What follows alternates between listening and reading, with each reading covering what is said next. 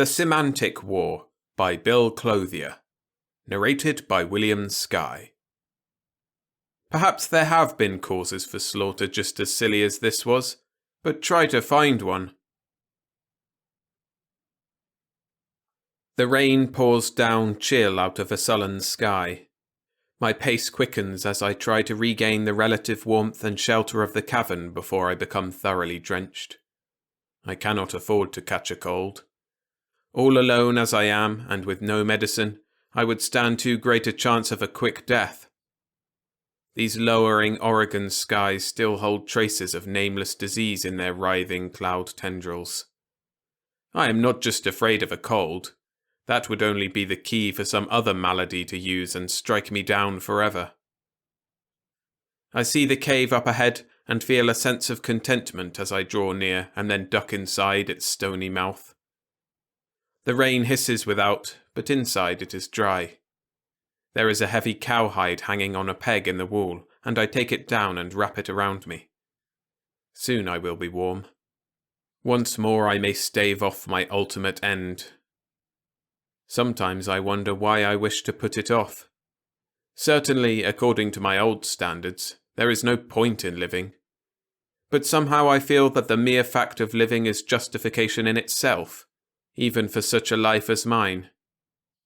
I didn't always feel this way, but then circumstances change and people change with them. I changed my circumstances more than myself, but I had no alternative. So now I exist. I suppose I should be content. After all, I am alive, and in my own simple way, I enjoy life. I can remember people who asked nothing more than to be allowed to live, to exist. Ironically enough, I always considered them subnormal. I felt that a man should strive to do something that would not only perpetuate the happiness of his own life, but that of his fellow men. Something that would make life more beautiful, and easier, and more kind. It was with this feeling that I applied myself as a student of philosophy at Stanford University. And the strengthening of this same belief led me to take up teaching and embrace it as the only way of obtaining genuine happiness. My personal philosophy was simple. I would learn about life in all its real and symbolic meanings, and then teach it to my pupils, each of whom, I felt sure, were thirsting for the knowledge that I was extracting from my cultural environment. I would show them the meaning behind things. That, I felt, was the key to successful living. Now it seems strangely pathetic that I should have essayed such an impossible task. But even a professor of philosophy can be mistaken and become confused. I remember when I first became aware of the movement. For years we had been drilling certain precepts into the soft, impressionable heads of those students who came under our influence. Liberalism, some called it, the right to take the values accumulated by society over a period of hundreds of years and bend them to fit whatever idea or act was contemplated. By such methods, it was possible to fit the mores to the deed, not the deed to the mores. Oh, it was a wonderful theory, one that promised to project all human activities entirely beyond good and evil. However, I digress. It was a spring morning at Berkeley, California, when I had my first inkling of the movement. I was sitting in my office gazing out the window and considering life in my usual contemplative fashion. I might say I was being rather smug. I was thinking how fortunate I was to have been graduated from Stanford with such high honours, and how my good luck had stayed with me until I received my doctor's degree in a famous Eastern university and came out to take an associate professorship at the Berkeley campus. I was watching the hurrying figures below on the crosswalks and idly noting the brilliant green of the shrubbery and the trees and the lawn. I was mixing up Keats with a bit of philosophy and thoroughly enjoying myself. Knowledge is truth, truth beauty, I mused. That is all we know on earth, and all we need to know. There was a knock on my door, and I said, "Come in," reluctantly abandoning my train of thought which had just picked up Shakespeare, whom I was going to consider as 2/3 philosopher and 1/3 poet. I have never felt that the field of literature had the sole claim to Shakespeare's greatness. Professor Lillick came in, visibly perturbed. Lillick was a somewhat erratic individual, for a professor at least, and he was often perturbed. Once he became excited about the possibilities of the campus shrubbery being stunted and discoloured by the actions of certain dogs living on campus. He was not a philosophy professor, of course, but a member of the political science group. "Carlson," he asked nervously, "have you heard about it yet?" "I have no idea," I returned good-naturedly. "Heard about what?" He looked behind him as if he thought he might be followed. Then he whirled around, his sharp-featured face alight with feeling. "Carlson, the Wistic Duffels the Maradi!" And he stared at me intently, his gimlet eyes almost blazing. I stared back at him blankly. "You haven't heard?" he exclaimed. "I thought surely you would know about it. You're always talking about freedom to apply thought for the good of humanity. Well, we're finally going to do something about it. You'll see. Keep your ears open, Carlson." Then he turned and started out of the room. He paused at the threshold and fixed me again with his ferret-like eyes. "The Wistic Duffels the Maradi," he said, and vanished through the door. And that was my first unheeded omen of what was to come. I paid little attention to it. Lilik wasn't the sort of man who inspired attention. As a matter of fact, I considered reporting him to the head of his department as being on the verge of a nervous breakdown. But I didn't. In those days, nervous breakdowns were a common occurrence around college campuses. The educational profession was a very hazardous occupation. One southern university, for example, reported 5 faculty suicides during spring quarter. In the days that followed, however, I began to realize that there was some sort of movement being fostered by the student body.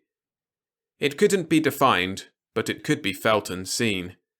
The students began to form groups and hold meetings, often without official sanction.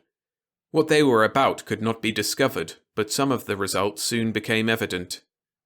For one thing, certain students began to walk on one side of the street, and the other students walked on the other side. The ones who used the north side of the street wore green sweaters with white trousers or skirts, and the south side students wore white sweaters with green trousers or skirts. It even got to the point where those in green sweaters went only to classes in the morning, and those in white attended the afternoon sessions. Then the little white cards began to appear. They were sent through the mail. They were slipped under doorways and in desk drawers. They turned up beside your plate at dinner and under your pillow at night. They were pasted on your front door in the morning, and they appeared in the fly leaves of your books. They were even hung on trees like fruit, and surely no fruit ever spored so queer a seedling. They said either one thing or the other. The Wistic Duffels the Maradi, or the Maradi Duffels the Wistic. Which card belonged to what group was not immediately clear. It was not until the riots broke out that the thing began to be seen in its proper perspective. And then it was too late. When the first riot started, it was assumed that the university officials and the police could quell it in a very short time. But strangely enough, as additional police were called in, the battle raged even more fiercely. I could see part of the affair from my window, and therefore was able to understand why the increasing police force only added to the turmoil. They were fighting one another. And through the din could be heard the wild shouts of, "The Wistic Duffels the Maradi," or "The Maradi Duffels the Wistic." The final blow came when I saw the registrar and the dean of men struggling fiercely in one of the hedgerows, and heard the dean of men yell in wild exultation as he brought a briefcase down on the registrar's head, "The Wistic Duffels the Maradi!" Then someone broke in through the door of my office. I turned in alarm and saw a huge 3-letter man standing only a few feet from me. He had been in one of my classes. I remembered something about his being the hardest driving fullback on the Pacific coast. He was certainly the dumbest philosophy student I ever flunked. His hair was mussed and he was wild-eyed. He had blood on his face and chest, and his clothes were torn and grass-stained. "The Wistic Duffels the Maradi," he said. "Get out of my office," I told him coldly, "and stay out." "So you're on the other side," he snarled. "I hoped you would be." He started toward me, and I seized a bookend on my desk and tried to strike him with it. But he brushed it aside and came on in. His first blow nearly broke my arm, and as I dropped my guard due to the numbing pain, he struck me solidly on the side of the jaw. When I recovered consciousness, I was lying by the side of my desk where I had fallen. My head ached and my neck was stiff. I got painfully to my feet and then noticed the big square of cardboard pinned to the door of my office. It was lettered in red pencil and in past tense said, "The Wistic duffled the Moradi." The uprisings arose spontaneously in all parts of the country. They were not confined to colleges. They were not confined to any particular group. They encompassed nearly the entire population, and the fervour aroused by their battle cry, whichever one it might be, was beyond all comprehension. I could not understand either slogan's meaning, and there were others like myself. On several occasions I attempted to find out, but I was beaten twice and threatened with a pistol the third time, so I gave up all such efforts. I was never much given to any sort of physical violence. One night I went home thoroughly disheartened by the state of affairs. The university was hardly functioning. Nearly the entire faculty, including the college president, had been drawn into one camp or the other. Their actions were utterly abhorrent to me. If the professor was a greentop, or Wistician, he lectured only to greentops. If he belonged to the Moradians or White-top faction, they were the only ones who could enter his classroom. The two groups were so evenly divided that open violence was frowned upon as a means of attaining whatever end they had in view. They were biding their time and gathering strength for fresh onslaughts on each other. As I say, I went home feeling very discouraged. My wife was in the kitchen preparing dinner, and I went in and sat down at the table while she worked. The daily paper was lying on the table, its headlines loaded with stories of bloodshed and strife throughout the nation. I glanced through them. Lately there seemed to be a sort of pattern forming. East of the Mississippi, the general slogan was emerging as the Moradi duffling the Wistic. West of the Mississippi, the Wistic was receiving the greater support.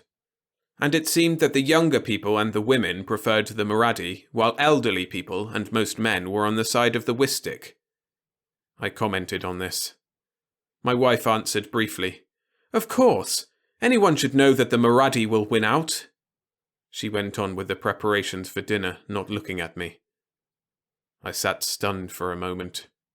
Great God in heaven, not my wife! "Am I to understand that you are taking any part of this seriously?" I asked with some heat. "The whole thing is a horrible, pointless prank." She turned and faced me squarely. "Not to me. I say the Moradi will win out.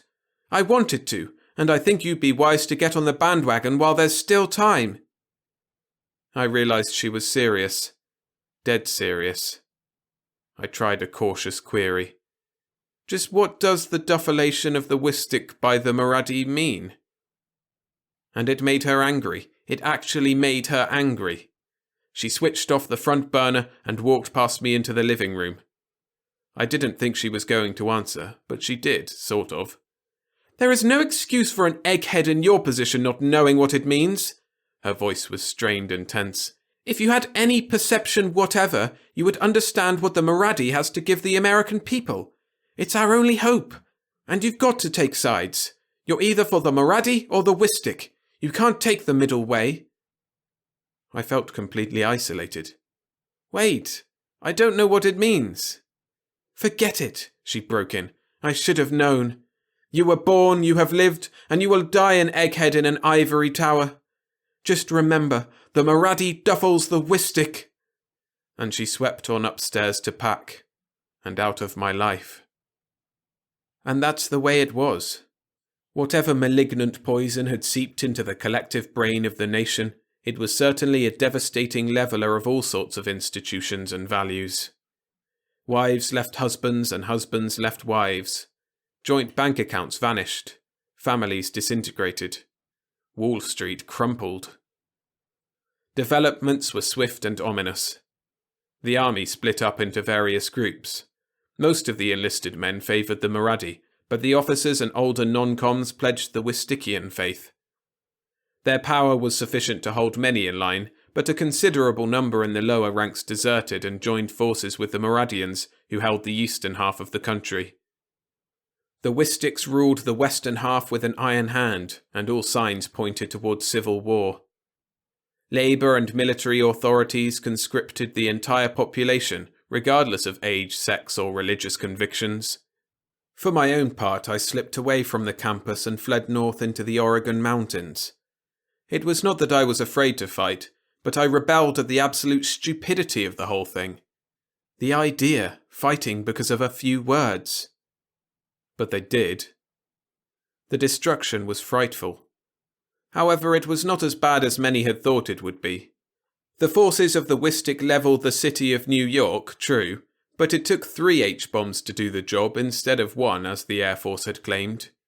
In retaliation, San Francisco and Los Angeles were destroyed in a single night by cleverly placed atom bombs smuggled in by a number of fifth columnist wives who gained access to the cities under the pretext of returning to their husbands. This was a great victory for the Moradians, even though the women had to blow themselves up to accomplish their mission. The Moradian forces were slowly beaten back toward the Atlantic shores.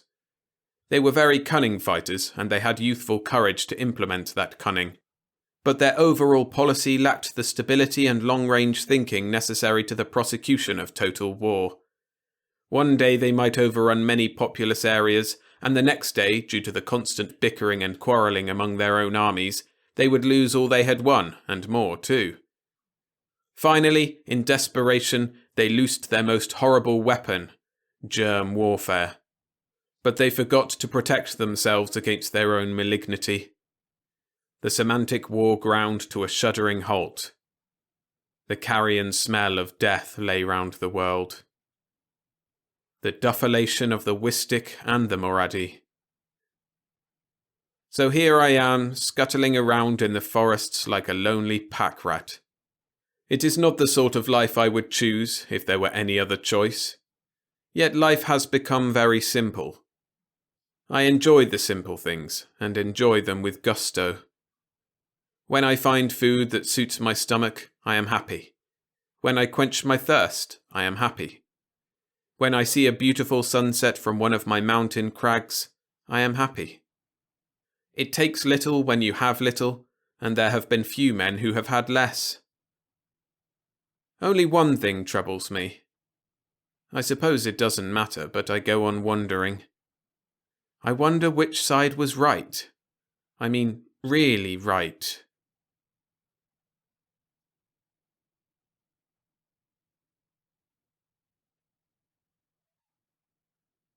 Thanks for listening. If you enjoyed this story, hit the like button and subscribe for more read-alongs every Monday and Friday. For more of this kind of story, I recommend your next video be The Freelancer by Robert Sachs. A link to that is on screen now.